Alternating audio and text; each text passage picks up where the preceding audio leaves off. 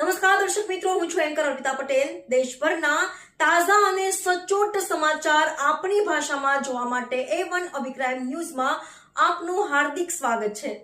હવે જોઈએ મુખ્ય સમાચાર। તારીખ 1 માર્ચ 2026ના રોજ અંજાર શહેરમાં રાધે રિસોર્ટ મધ્ય એક પ્રેરણાદાયી અને ગૌરવપૂર્ણ કાર્યક્રમ નારી શક્તિ સન્માન 2026નું ભવ્ય આયોજન કરવામાં આવ્યું હતું। પૂર્વ કચ્છ જિલ્લા સમસ્ત બ્રહ્મ સમાજ મહિલા મંડળના અધ્યક્ષા રચના હિતેશભાઈ જોશી તથા અંજાર તાલુકા સમસ્ત બ્રહ્મ સમાજ મહિલા મંડળના સંયુક્ત ઉપક્રમે યોજાયેલા કાર્યક્રમમાં સમાજની તેજસ્વીને વિવિધ ક્ષેત્રે સિદ્ધિ હાંસલ કરનાર 101 મહિલાઓનું સન્માન કરવામાં આવ્યું હતું।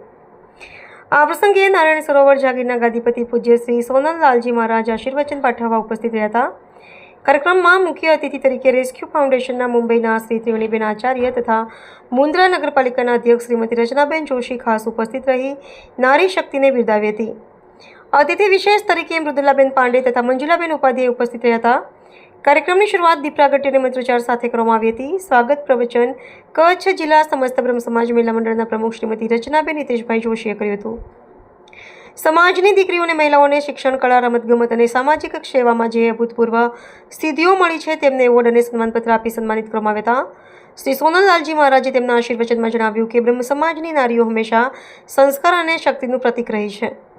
શ્રી ત્રિવેણીબેન આચાર્યએ જણાવ્યું હતું કે તેમના રેસ્ક્યુ ફાઉન્ડેશને 7000 જેટલી દીકરીઓને વેશ્યાવૃત્તિના નર્કમાંથી કાઢીને પોતાના આશ્રમમાં રાખી મુખ્ય પ્રવાહમાં ભેળવી પગભર કરી છે।